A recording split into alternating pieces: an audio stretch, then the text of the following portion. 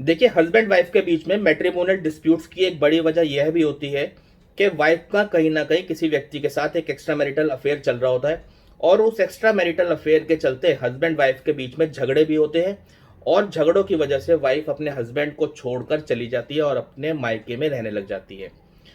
अब वाइफ तो अपने हस्बैंड को छोड़कर अपने मायके में जाकर रहने लग जाती है या किसी भी अन्य जगह पर रहकर रहने लग जाती है और अपने बॉयफ्रेंड के साथ अपनी लाइफ को एंजॉय कर रही होती है, एक खुशनुमा जिंदगी जी रही होती है।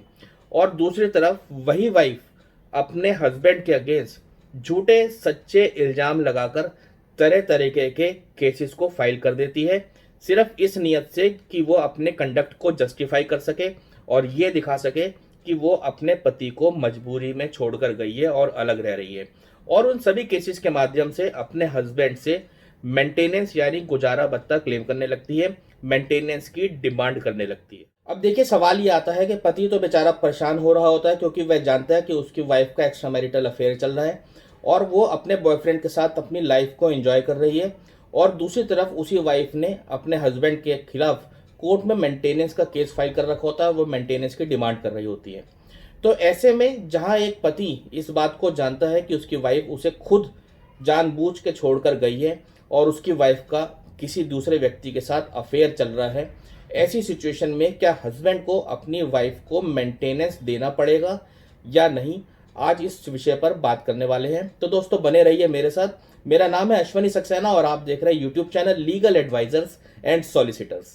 मेंटेनेंस का जो लॉ है, मेंटेनेंस का जो कानून है, वो बहुत ही ज़्यादा डिसबैलेंस्ड कानून है। जो 70% तो महिलाओं के पक्ष में है और सिर्फ 30% ही हस्बैंड के पक्ष में है, पुरुषों के पक्ष में है।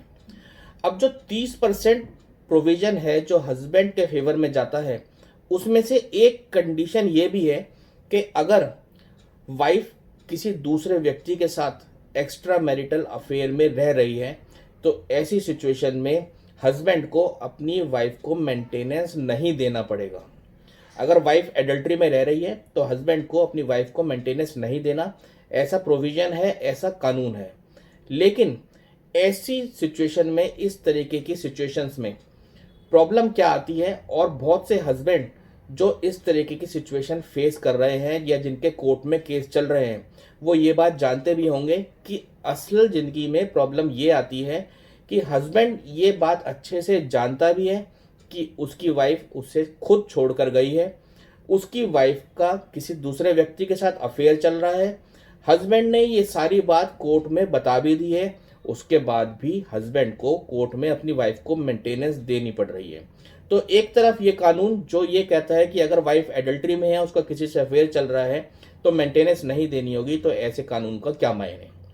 आज इसके बारे में समझाने वाला हूँ कि ऐसा क्यों होता है और कब ऐसी सिचुएशन क्रिएट की जा सकती है जहां वाइफ अगर एक्स्ट्रा मैरिटल अफेयर में है तो हस्बैंड मेंटेनेंस देने से बच सकता है और कैसे बच सकता है, अब इसको समझ लेते हैं। अब देखिए, एडल्ट्री के बेस पर यानी एक्स्ट्रा मैरिटल अफेयर के बेस पर अगर हस्बैंड मेंटेनेंस देने से बचना चाहता है तो हस्बैंड को अब उसकी वाइफ के एक्स्ट्रा मैरिटल अफेयर को कोर्ट में प्रूव करना होगा, साबित करना होगा। सिर्फ और सिर्फ इल्जाम लगा देने से या अपने जवाब में लिख देने से कि उसकी वाइफ का किसी से नाजायज संबंध चल रहे हैं या एक्स्ट्रा मैरिटल अफेयर चल रहा है, उससे बात नहीं बनेगी। वाइफ के एक्स्ट्रा मैरिटल अफेयर को कोर्ट में प्रूव करना पड़ेगा और यदि हस्बैंड कोर्ट में वाइफ के एक्स्ट्रा मैरिटल अफेयर को प्रूव कर देता है तो उसे कोर्ट में मेंटेनेंस अपनी वाइफ को नहीं देनी पड़ेगी। अब बात ये आती है कि वाइफ का एक्स्ट्रा मैरिटल अफेयर प्रूफ कैसे होगा। प्रूफ करने के दो तरीके होते हैं। एक तो है डायरेक्ट एविडेंस, यानी कि हस्बैंड ने वाइफ को किसी न किसी कॉम्प्रोमाइजिंग पोजीशंस में किसी दूसरे व्यक्ति के साथ देख लिया या कोई फोटोग्राफ्स उसके पास, हस्बैंड के पास रखी हुई हैं जिसे वो प्रूफ के तौर पे इस्तेमाल कर सकता है। लेकिन ऐसी सिचुएशन बहुत ही ज़्यादा कम होती है जहाँ वाइफ के पास इस तरीके का कोई डायरेक्ट सबूत हो या डायरेक्ट एविडेंस हो। दूसरी जो कंडीशन है जिसमें एडल्ट्री को प्रूव किया जा सकता है, वाइफ के एक्स्ट्रा मैरिटल अफेयर को प्रूव किया जा सकता है, वो होता है सर्कमस्टेंशियल एविडेंस।